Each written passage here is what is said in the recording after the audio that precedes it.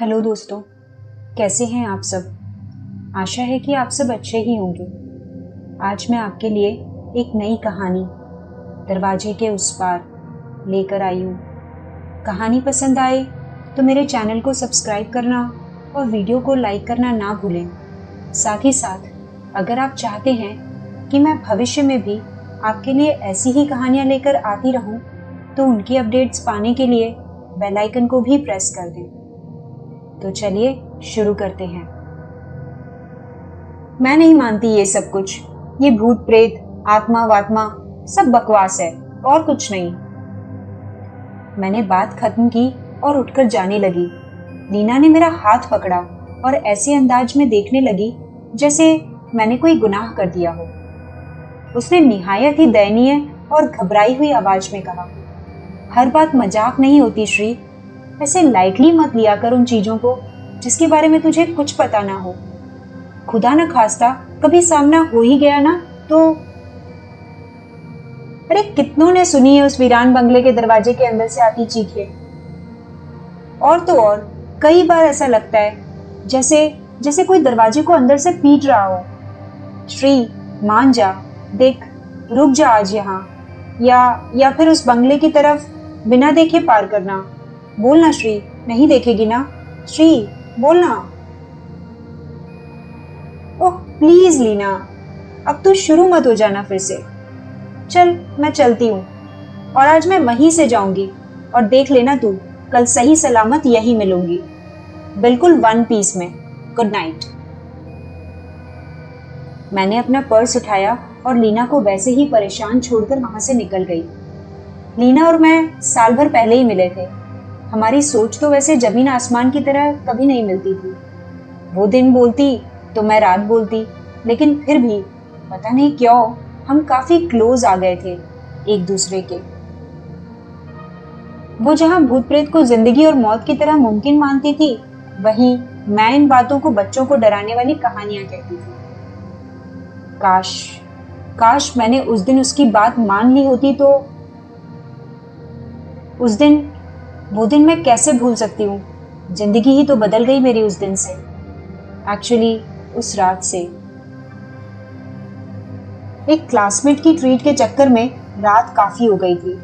लीना डरती थी ऊपरी हवा और ऐसी ही चीजों से, तो मैंने पहले उसे उसके हॉस्टल छोड़ने का फैसला किया। उसके हॉस्टल जाने के लिए जिस सड़क पे जाना होता है, वहां से दाईं तरफ एक बड़ा सा प्लॉट है जिसके आसपास कोई घर नहीं है, लेकिन हॉस्टल जाने के लिए वह जगह पार करनी पड़ती थी। प्लॉट में एक लौता मकान है जो सालों से बंद पड़ा है, पर लोगों का मानना है कि उस मकान के बंद दरवाजे के पीछे कुछ तो है जो उन्हें उस मकान की तरफ खींचता सा लगता है। लोग अकेले उस प्लॉट की तरफ जाना अवॉइड ही करते थे, और कभी अकेले जाना पड़ भी जाए तो कान और आंख मजबूती से बंद कर जल्दी से ईश्वर को याद करते हुए बस भागकर पार कर जाते थे। कहते हैं जिसने भी उस मकान की तरफ देखा या उसमें से आती आवाज सुनने की कोशिश की, वो उसी का होकर रह गया। दरअसल वह मकान मकान न होकर अंग्रेजों के जमाने का एक बंगला था। उस बंगले का मुख्य दरवाजा सड़क के ठीक सामने ही पड़ता था, और दरवाजे के ठीक सामने सड़क के किनारे लगे लैंप पोस्ट की पीली स्ट्रीट लाइट उस बंगले को और भी रहस्यमयी बनाती थी। दरअसल उस पूरे एरिया में बस एक ही लैंप पोस्ट था जो इत्तेफाक से उसी बंगले के सामने वाली सड़क के किनारे लगा था। सही सही तो किसी को कुछ नहीं पता कि किस्सा क्या है और कितना सच है, लेकिन बरसों से लोग वहां से बचकर निकलते आ रहे हैं और अपने आने वाली पीढ़ी को भी यही सलाह देते रहे हैं। खैर, मुझे कभी उस जगह से अकेले गुजरने का मौका नहीं मिला, क्योंकि लीना ने उस गली के आसपास भी मुझे कभी अकेले नहीं छोड़ा था, बस उस एक रात के अलावा। लेकिन उस दिन शायद वो कहावत मेरे लिए ही किसी ने बनाई होगी। अरे वही वाली, विनाश काले विपरीत बुद्धि। पता नहीं कैसी धुन सवार हुई मुझे उस रात। लीना को गलत साबित करने की या फिर खुद को बहुत समझदार साबित करने की। जो भी था, मेरी जिंदगी की आखिरी गलती थी वो, क्योंकि उस एक गलती नहीं, गुनाह की सजा इतने सालों से आज भी भुगत रही हूं मैं। लीना से बहस होते होते बात इतनी बढ़ी कि मैंने डिसाइड कर लिया उस दरवाजे को खटखटा कर रहूंगी। नहीं, दरअसल मैंने तो अपने बुरे दिन खटखटाने का डिसाइड कर लिया था उस रात। मैं नहीं मानती ये सब कुछ, ये भूत प्रेत आत्मा वात्मा सब बकवास है और कुछ नहीं। मैंने बात खत्म की और उठकर जाने लगी थी। लीना ने मेरा हाथ पकड़ा और ऐसे अंदाज में देखने लगी जैसे मैंने कोई गुनाह कर दिया है, मगर उसकी आंखों में बड़े दयनीय भाव थे उस रात। मेरी जिद का अंदाजा उसे अच्छी तरह से था।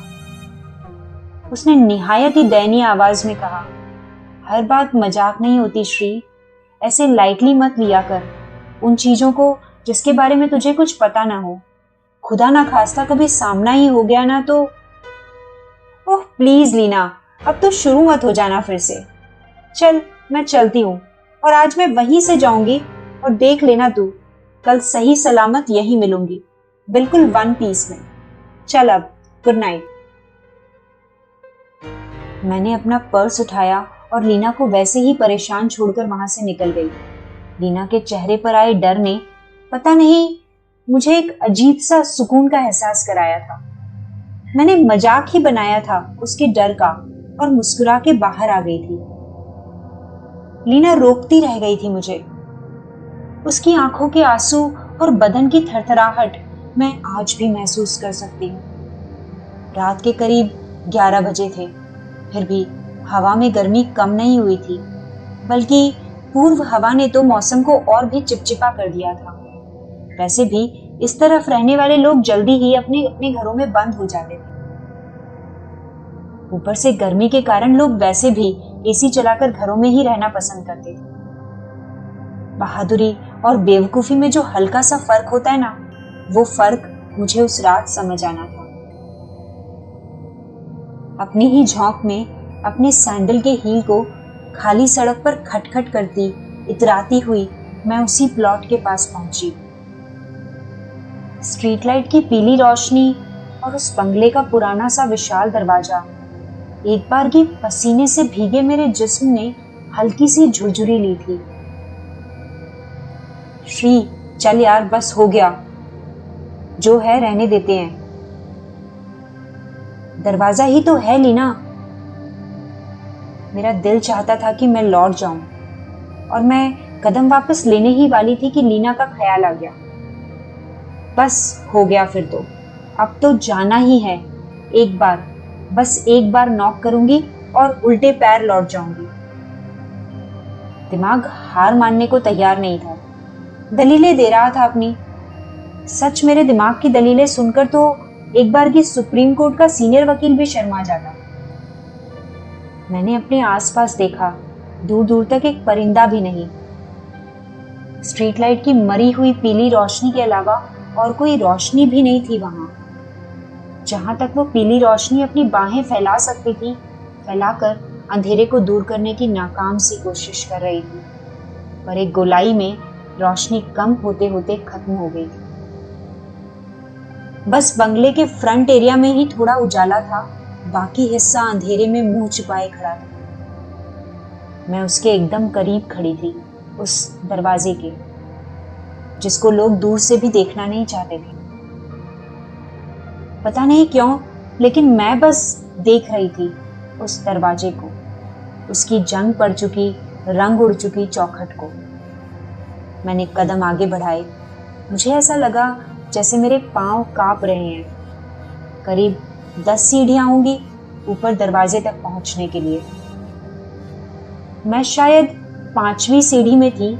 मैंने नीचे देखा और डर से आंखें बंद कर ली। मैं लड़खड़ा गई और गिरने से बचने के लिए मैंने सीढ़ी से लगी रेलिंग को पकड़ लिया।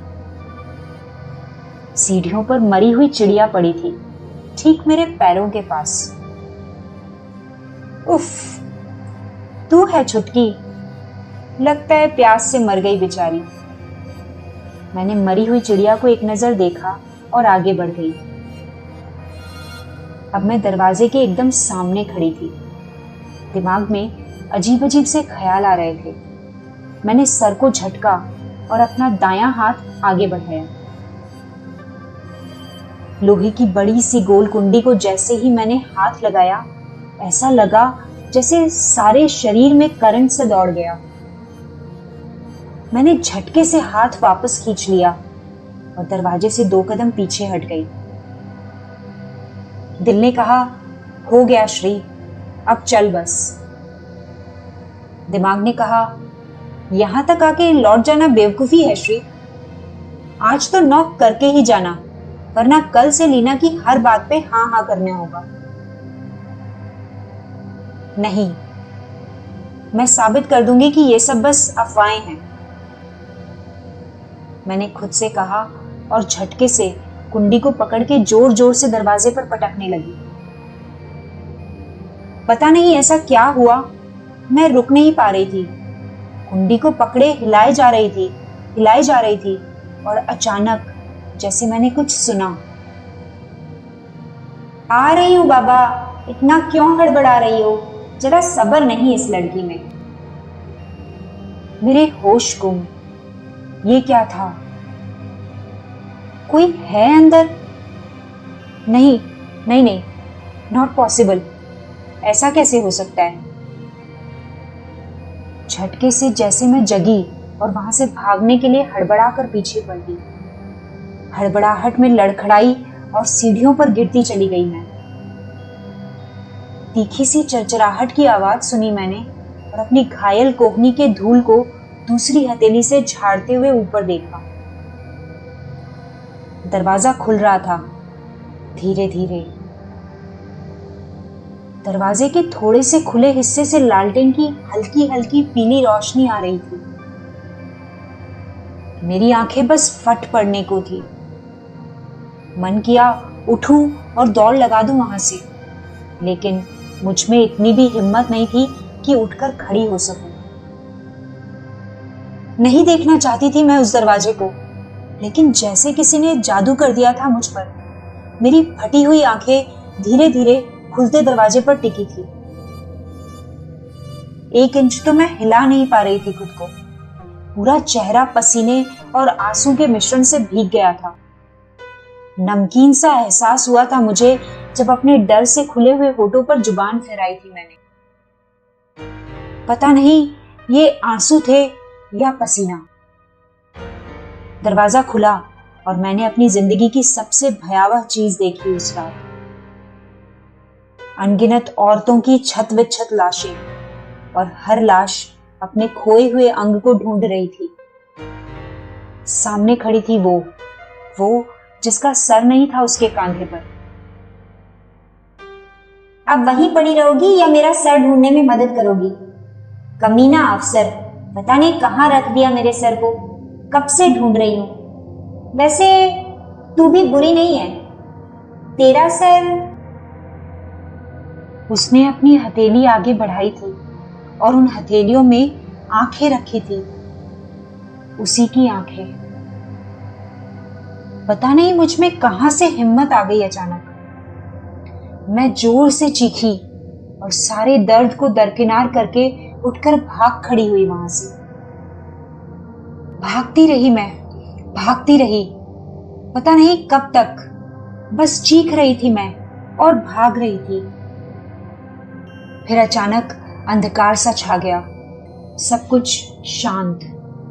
ऐसा लगा जैसे मैं किसी अंतहीन गहरी अंधेरी खाई में गिरती जा रही हूं। बस अचानक से मेरी आंखें खुल गई। मैं अपने बेड पर थी। रात का दृश्य एक बारगी आंखों के आगे घूम सा गया। मैं चीख पड़ी, रोने लगी। मैं हड़बड़ाकर बिस्तर से उठी और कमरे से बाहर भागी। ये क्या हो रहा है यहाँ? मम्मी, पापा, भाई, आप सब? अरे पापा, माँ, मैं यहाँ हूँ। भाई, अरे आप लोग सुनते क्यों नहीं? मेरी सारी कोशिशें बेकार साबित हुई थी। मैं चीखने लगी, रोने लगी, सबको देख रही थी, पर मुझे कोई देख नहीं पा रहा था। और एक बार फिर मैं अंधेरे में खोने लगी थी। उनकी आवाज मेरे कानों में गिर रही थी। वो रो रहे थे और मेरे बारे में ही बातें कर रहे थे। श्री, मेरी बच्ची कहाँ चली गई? माँ की आवाज। चुप हो जाओ सरिता, मिल जाएगी, सब ठीक हो जाएगा। पापा की आवाज। लीना, अंतिम बार वो तुम्हारे साथ थी ना? आज 1 हफ्ता हो गया उसे। कुछ तो कहा होगा उसने, कुछ तो पता होगा ना तुम्हें। भाई की आवाज थी और फिर लीना की आवाज मेरे कानों में गिरी थी। भाई, उसे मना किया था, उस दरवाजे के पास मत जा। भाई, उसने मेरी एक नहीं सुनी। भाई, उसे रोकना चाहिए था मुझे। मैं फूट फूट कर रो रही थी लीना, और मैं अंधकार में भटक रही थी। बेटा, उसे तंग मत कर, बेचारी खुद सदमे में है। एक ही तो दोस्त थी उसकी, और वो भी।